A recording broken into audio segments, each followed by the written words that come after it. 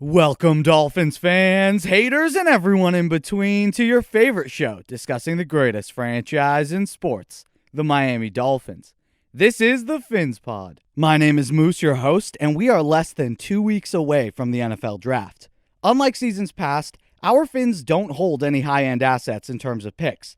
Combined with this class not being as top-heavy as some others, there is definitely reduced interest. And that makes sense. When we know that none of those big-name prospects are going to be donned in the aqua and orange, who really cares about the Jets having 2 top 10 picks? Nah, the Dolphins are going to be selecting at the tail end of the third round, pick 102. So today, we're going to take a general look at the roster and try to identify positions of weakness. Areas on the field which, come the season, could be the Achilles heel of this team, and positions which can still be supplemented in the draft or even free agency. There are some names that we've talked about that could be coming in, some veteran experience. So let's get to it and let's dive in.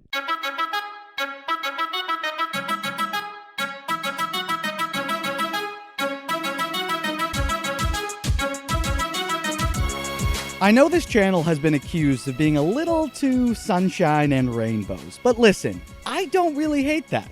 With so much negativity in the world, whether it's about things that actually matter or, more importantly, negativity about our Dolphins, I think it's nice to be a force for good. But reality is a mistress that you can't ignore forever because she's coming knocking. And look, although we're a positive show, I do like to think that we live in reality here at the PhinsPod. Did I personally have higher hopes for the development of Noah Igbenogany? Yeah, absolutely. Did I expect the Patriots to crash and burn last season and not be near 10 wins? You betcha. And of course, I did not know the extent of the dysfunction going on in the building between Flores and the front office. We can only react and respond to the information that we have in front of us. So with that in mind, let's take a critical look at the team on offense, defense, try to see which areas still need that TLC. And look, after an offseason of excitement, hope, as most all offseasons are in Miami, the worst thing to happen is have that fatal flaw which derails the season come the fall. We've seen it before. Last year, it was the co-offensive coordinators and the offensive line, which did us in and ruined any shot of a playoff season. What could it possibly be this year? Well, we're going to start on defense. And I only see a few risk factors because the defense is the better unit, at least as of right now, of the entire team. Most notably, Miami still lacks a force at the inside linebacker spot.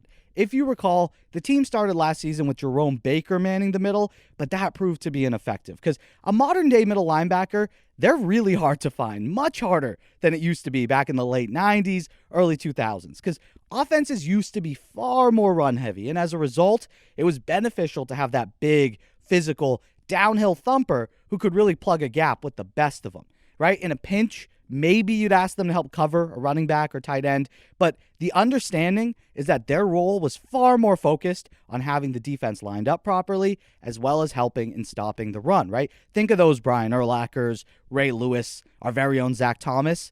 As the game on offense evolved, though, the defense had to evolve with it.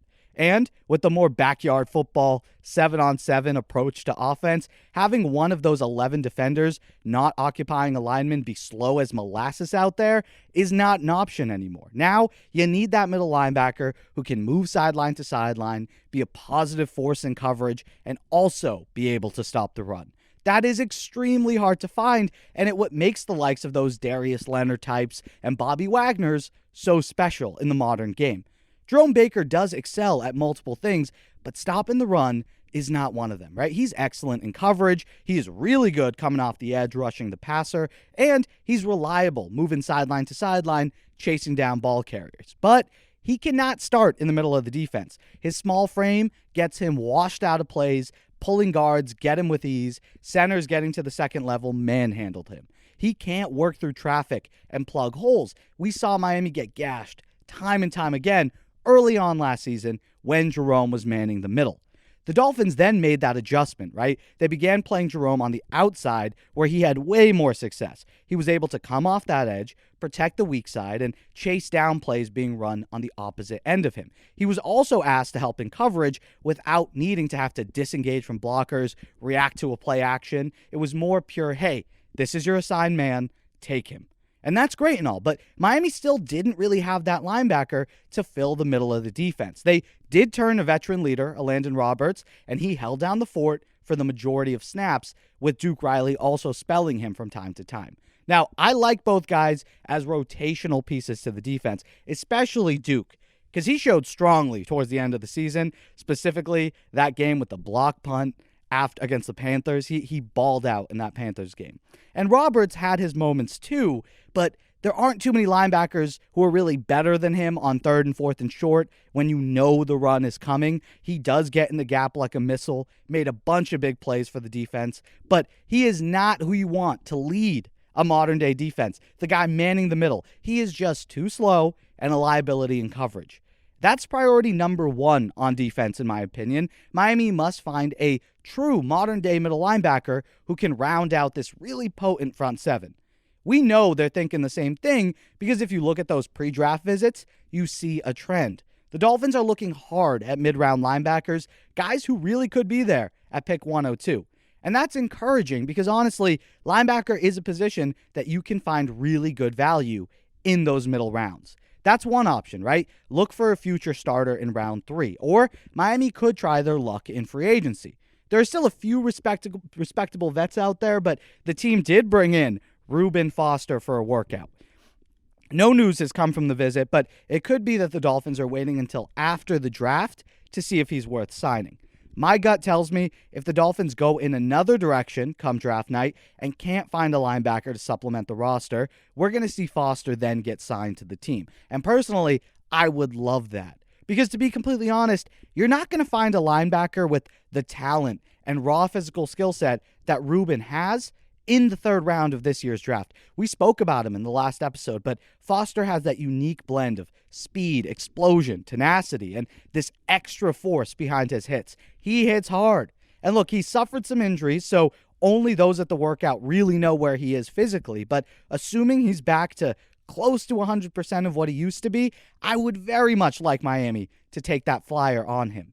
So that's position of need number 1 on defense, inside linebacker. Are there really any other holes? Because this unit is really good. And to be honest, when you look at the roster on defense, not really, right? The Dolphins have done a great job drafting and developing pieces who have now matured into this defense, whether that's a Javon Holland, Jalen Phillips, or even a role guy like Andrew Van Ginkel or Zach Sealer. There is really good depth all around, except at one spot, cornerback. Yeah, the Dolphins do have one of the best secondaries in the game, and despite Byron Jones not getting the respect he deserves, he can lock a guy down on any given Sunday. Where my trepidation comes in at the position is when you look at the depth. Miami has X and Byron on the outside. That's beautiful. And you got Nick Needham returning in the slot. Also beautiful. And also you consider the fact that he's in a contract year. I do expect him to ball out. He did sign his restricted tender, so he's getting paid way more than he was, but not what a modern-day slot corner of his caliber is getting paid. So you know he's going to be balling out this season, and I'm worried that he might price himself out of our market come next offseason. But what happens, right, if one of these 3 goes down? Miami tried accounting for that when they drafted Noah Igbenogany, but unfortunately, he has not become the player we hoped when assessing those raw tools and skill set.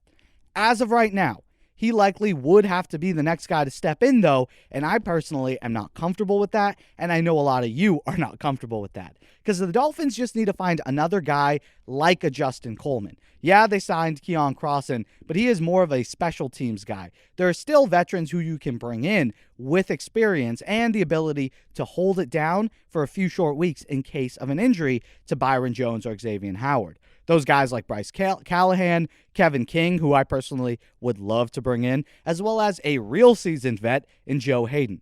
Or, and what I think is likelier, the Dolphins may look to the draft to find a developmental corner to stash throughout the season, right? He may be asked to play in stretches in case a starter does get hurt, but by drafting a young corner now, if he pans out, it's going to provide the team a lot of flexibility down the line, having a cheap, reliable option at corner. And that's really it, right? In terms of positions of concerns on defense, the thing that could really hold our team back and our success back this year, there's really only those 2. Inside linebacker and the ability to consistently stop the run, and cornerback depth. Miami is good at safety. You got Brandon Jones, Eric Rowe, Trill Williams, who I'm excited to see, and Javon Holland, right? The defensive line, edge positions, they're shored up. There's only one more potential Achilles heel that could ground this team in 2022 on the defensive side of the ball, and it's not on the roster.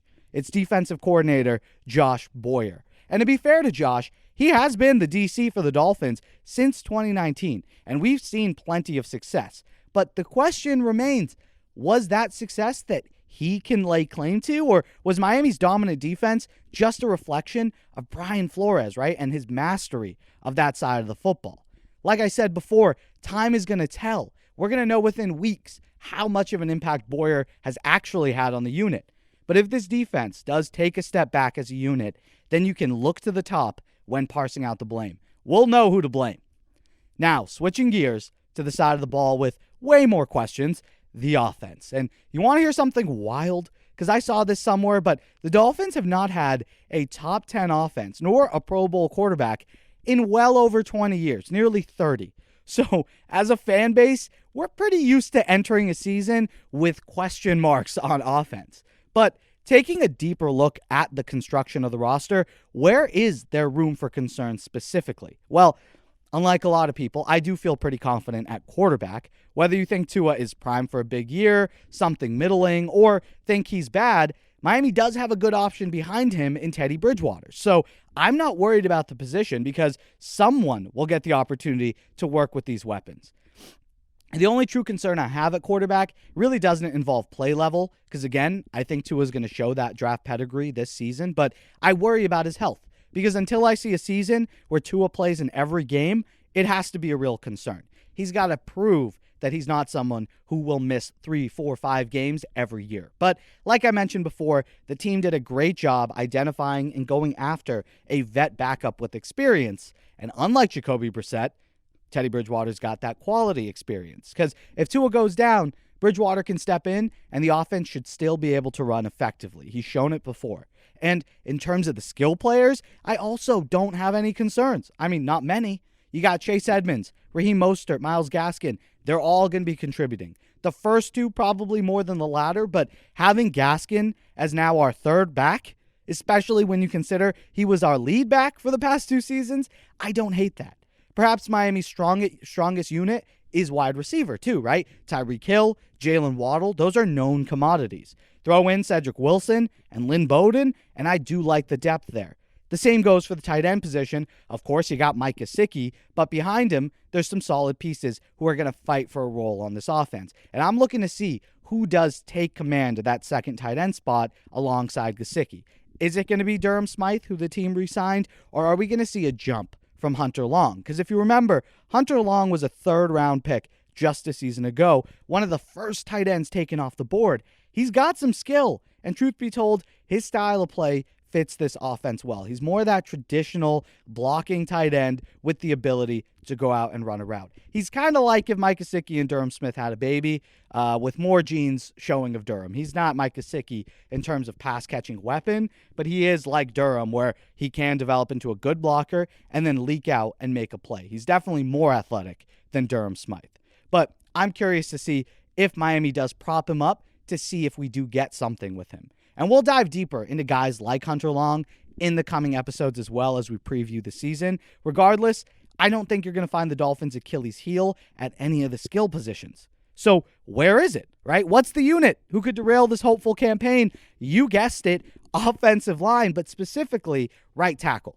That's the spot I look to and quake in my boots just a little bit, because left tackle, Terron Armstead, feeling great about that. Both guard spots look way better than before with Robert Hunt, who was our best lineman last year, and Connor Williams. Hell, I'm not even upset about the idea of running it back with Michael Dieter, right? He showed growth, and I'm excited to see what a second season at center is going to do for him in his development. The question mark, though, sits at right tackle, because it's clear the team's going to have an open competition between Liam Eichenberg, Austin Jackson, and maybe some other camp guys who are going to try to make a name for themselves. But I hate to say this, my money's on Austin Jackson, and I really think Miami's going to do this thing and roll into the season with that train wreck on the line. Now, I've said this before, He's still only 22, and maybe another offseason to get bigger, stronger, plus a more simplistic system catered to clarifying the roles and responsibilities for linemen. Austin Jackson's words himself, it could help him boost his level of play. But I just don't like the idea of relying on him. That's not fun. So honestly, looking at the offense, that's really it. The only major hole that's on this offense that I think we can look back in week 8 and be like, damn, Dolphins are 4-4. Why are we 4-4? We should be better than this. What's going on? Oh, yeah. We can't run to the right.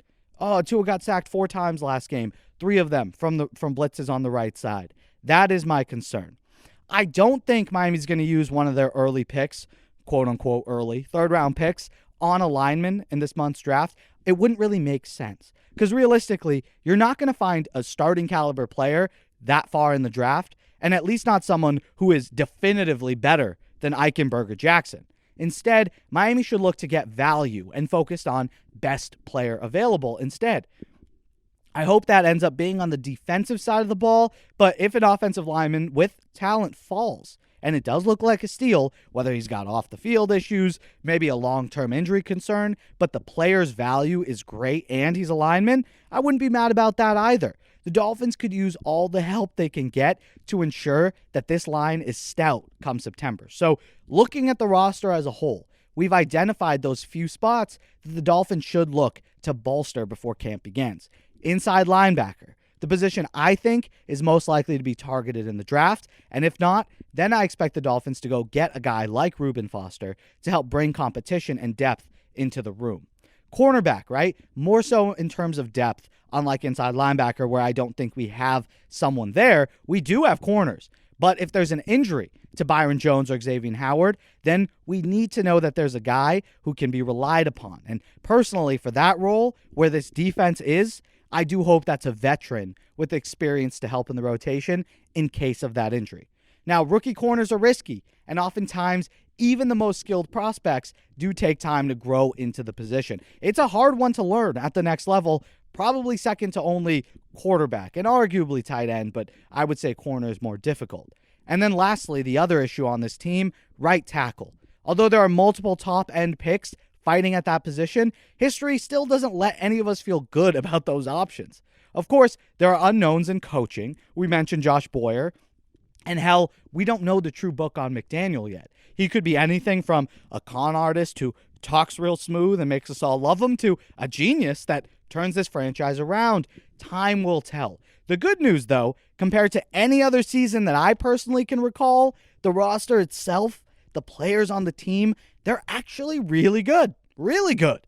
The Dolphins have built a competitive team with a lot of good players, solid role pieces, and depth all across the board. Now, the offseason's all about putting it together. What do you guys think? Is there one position on this team that scares you, right? An area that you think Chris Grier must address before September rolls around? Let us know in the comments below. Also, what position or positions do you think Miami's going to go after with their first selection come night 2 of the NFL draft? Personally, I'm going to go linebacker just because based on the guys they brought in for visits, what this team needs, that does make sense to me. But again, I wouldn't be surprised if they went in any direction. It is round 3 after all, but be sure to let us know. What's the bar for you for the Miami Dolphins? It's interesting because, you see PointsBet with their win totals 8.5, which I think is a little surprising to see because you just go, wait, they won more than that the last 2 years. And they added Tyreek Hill and some other people to their football team where you go, well, their roster I think is better. So obviously I guess the coaching hire or whatever maybe leads to a little trepidation there. I don't know. It's hard. They're a hard one to figure out as far as where's that bar. Definitely that division. We know the Patriots and Bills, they're real. I expect them both to be playoff teams again this year. The Jets are going to be better. So maybe that's why the lower number. But the bar, I guess I almost want to say the bar is kind of where they were the last 2 years. Fringe playoffs, maybe get in, maybe don't. I think anything in that range, 9, 10 wins, and if they do or don't get in the playoffs, I still think is good and things are going in the right direction. That's going to do it for us here today. Thank you guys so much for listening to the PhinsPod. Hope you enjoyed it. Thank you to Timothy Ritchie, Brian Guger, Chris, and Commander Pig, members of the pod and supporters of the show over on Patreon. Check that out. Links in the description, or head to patreon.com/PhinsPod. Thank you all so much for the support over there, and please remember to like the video if you enjoyed the show, subscribe to the channel just so you never miss a chance to chat about your Miami Dolphins. Remember that the show's available on all platforms, Spotify, Apple, Google Podcasts, and of course, here on YouTube. Continue the conversation with us over on Twitter and Instagram @PhinsPod. I hope you all have an amazing day, and until next time, stay safe. Love y'all.